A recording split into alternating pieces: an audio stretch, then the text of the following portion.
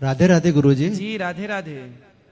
सबसे पहले तो मैं अपने श्रीमान अधीक्षक महोदय जी को धन्यवाद देना चाहता हूँ जी, जिनके माध्यम से हम लोग आपको लाइव देख पा रहे हैं यहाँ पर। आज पहली बार इतनी देर तक प्रश्नोत्तरी हुई मेरी लाइव में। वर्षों से प्रश्नोत्तरी हम कर रहे हैं, 2 घंटे प्रश्नोत्तरी पहली बार चल रही है। ये आप सबके बीच में पता ही नहीं चल रहा है। आप सबका इतना, कहीं किसी का दुख है, दर्द है, पीड़ा है, ये बहुत हृदय को प्रभावित कर रही है। किसी को ये दर्द ना हो, ये पीड़ा ना हो, किसी को जेल ना मिले। बार बार यही अंदर से निकल रहा है कि किसी को जेल ना आना पड़े। बोलिए गुरुजी, बहुत दिनों से आपको, बहुत सालों से आपको टीवी पर देखते आ रहे थे जी। अभी जब से कथा शुरू हुई है तो प्रत्यक्ष देखने का अवसर मिला है, जिसे हम अपने जीवन को धन्य समझते हैं जी। और आगे आपके आश्रम से जुड़े भी रहेंगे हम लोग आगे जी। मेरे मन में 1-2 प्रश्न है प्रभु।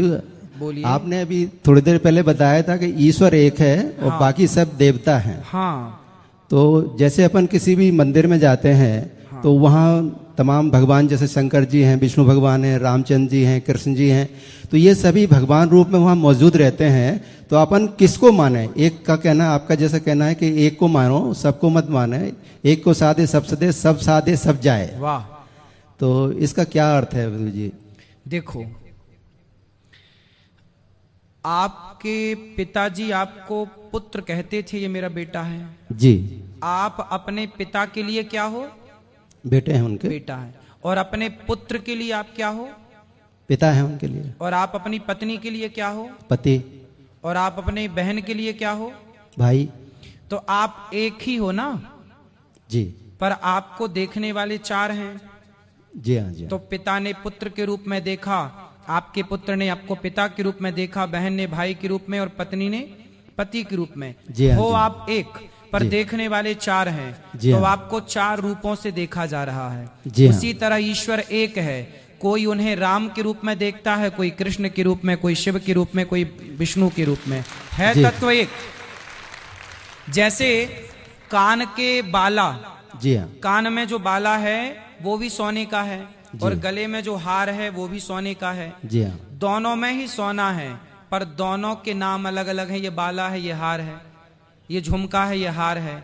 तो दोनों के उपयोग अलग अलग हैं। एक को कान में पहना जाएगा, एक को गले में। बिंदिया होगी तो माथे पे लगाई जाएगी, चूड़ी होगी तो हाथ में पहना जाएगा, करधन होगी तो कमर में पहनी जाएगी, बाजूबंद होगा बाजू में पहना जाएगा। तो आभूषण अलग अलग हो सकते हैं। क्या सोना अलग अलग हो सकता है? जी नहीं।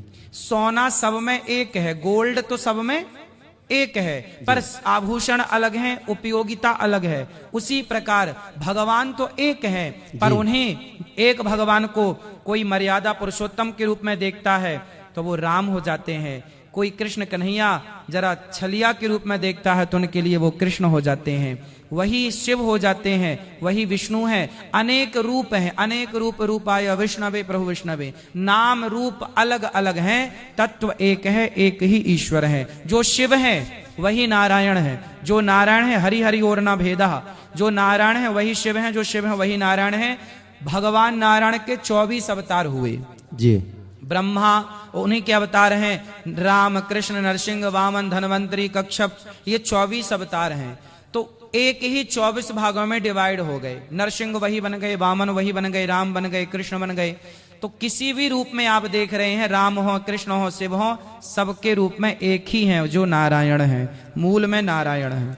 हाथी के पांव में सबके पांव आ जाते हैं। इसलिए ये भेद अंदर नहीं रखना चाहिए। भगवान के नाम बहुत हैं, रूप बहुत हैं, पर ईश्वर एक है। तो हम नारायण के रूप में उनको जपें, मतलब मेरा प्रश्न यही है आपसे। बस आप कृष्ण को देखें तो कृष्ण भी नारायण है। जी जी। आप राम को देखें तो राम भी नारायण है। जी जी। क्योंकि नारायण ही, देखो अभी ऊपर व्यास गद्दी में कौन बैठा था?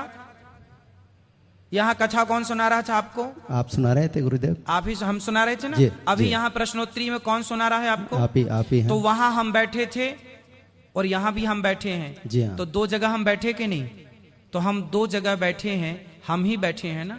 उसी प्रकार राम और कृष्ण के रूप में 2 जगह बैठे, एक ही भगवान तो बैठे। जगह 2 हो गई पर है तो एक ही ना। जी हाँ जी हाँ। त्रेता में आए तो राम, द्वापर में आए तो श्याम। तो सभी को जप सकते हैं, मेरा प्रश्न ये एक है। ही। अब हम लोग कीर्तन करते हैं श्री कृष्ण गोविंद हरे मुरारी, हे नाथ नारायण वासुदेव। भगवान के नाम, भगवान राम का नाम है, राम का नाम है रघुनंदन, राम, प्राण नाथ, दीन दयाल, ये भगवान राम के नाम है। जी हाँ। रघुनंदन, राघव। और कृष्ण के नाम है मुरलीधर, मनमोहन, घनश्याम, गिरधर, ये सब भगवान कृष्ण के नाम है। तो नाम बहुत होते हैं, जैसे आपका नाम माँ अलग नाम से बुलाती, आपका पिता अलग नाम से बुलाते, जी हाँ। स्कूल का नाम अलग है, तो आपके 2-3 नाम हो जाते हैं गांव घर में। तो जब हमारे और आपके 2-3 नाम हो सकते हैं, तो भगवान के नाम तो अनंत हैं, अनेक रूप रूपाय। जी जी। हरि अनंत, हरि कथा अनंत। गुरुदेव, मैं 12 साल का था जिस समय, उस समय से मैं हनुमान चालीसा का जाप करता हूँ। जी।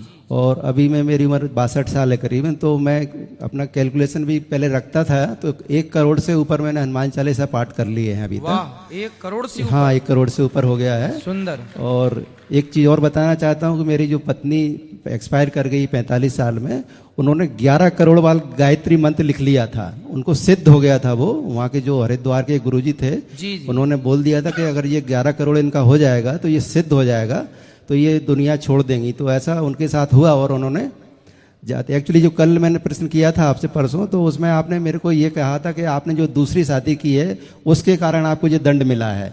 तो मैं आपको ये बताना चाह रहा था कि मेरी पत्नी, जब उनको आभास हो गया था कि मैं जाने वाली हूँ अब, तो उन्होंने मेरे को मरते समय एक वचन ले लिया था, कम से कम 20-25 लोगों के सामने, हाँ। कि तुम अपना घर बसा लेना, मैं तुम्हें जिंदगी में सुख नहीं दे पाई हूँ, क्योंकि बीमार रहती थी, उनको मिर्गी का फिट आता था। अच्छा। तो उस कारण बीमार रही जिंदगी भर, तो उस वजह से वो थोड़ा शारीरिक रूप से परेशान थी। तो उन्होंने मरते समय मेरे से वचन ले लिया, तो उस कारण से मैंने बच्चों की सहमति से दूसरा विवाह कर लिया था। एक अनाथ लड़की थी, मतलब जिसको तलाक दे दिया था उसके पति ने, उसके माँ बाप ने छोड़ दिया था। उसकी एक बेटी थी 18 साल की, तो उसके कारण मैंने उसको अपना लिया। मैंने कहा हमारी बच्ची नहीं है एक, तो हमको बच्ची मिल जाएगी, मेरे बच्चों को बहन मिल जाएगी, तो हमने उसको अपना लिया। अब बाद में उसी औरत ने हमें झूठा फंसा दिया यहाँ पे। तो हम मतलब गुनाह किया नहीं है बिल्कुल भी हमने, और हम जेल काट रहे हैं, 8 साल हो गई है, हमें कहीं से कोई भी मदद नहीं मिल रही है आज तक। चलिए, भगवान कृपा करेंगे, कहीं ना कहीं से कोई रहा होगा किसी जन्म का कर्म दंड, जो इस जन्म में भोगना पड़ रहा है। ठीक है जी। एक प्रश्न और था, बोलिए। आपके आश्रम से जुड़ा हुआ है।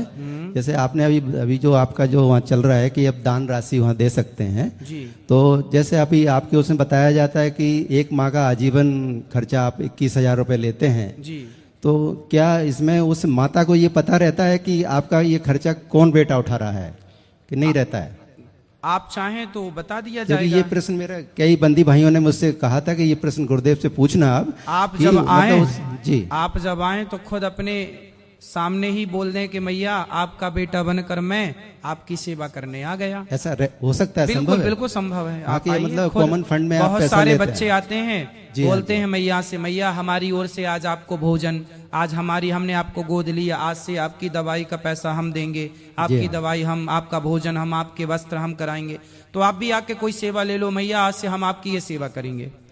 हाँ, तो एक दूसरे को पता रह सकता है ये बिल्कुल चीज़। बिल्कुल, आप बिल्कुल हाँ, बेटे की वही तरह मेरी शंका संबंध थी, कई रखिए। लोगों ने मुझे कहा था अभी कल परसों से जी जी जी कि ये गुरुदेव से प्रश्न पूछना, ये थोड़ा सा जरूरी है पूछना, जी। क्योंकि कॉमन फंड में अपन दे देते हैं तो पता नहीं लगता कि अपना नहीं, आप बिल्कुल, सही इसलिए है। हम आपको क्या बोलते हैं, वृंदावन आओ, पहले अपनी आंखों से वहां की सेवाएं देखो और अपने आंखों के सामने माँ को देखकर कहो कि मैया अब हम आपकी ये सेवा करेंगे। जो आपको लगे श्रद्धा से वो आप सेवा करिए। जी हाँ, जी राधे राधे।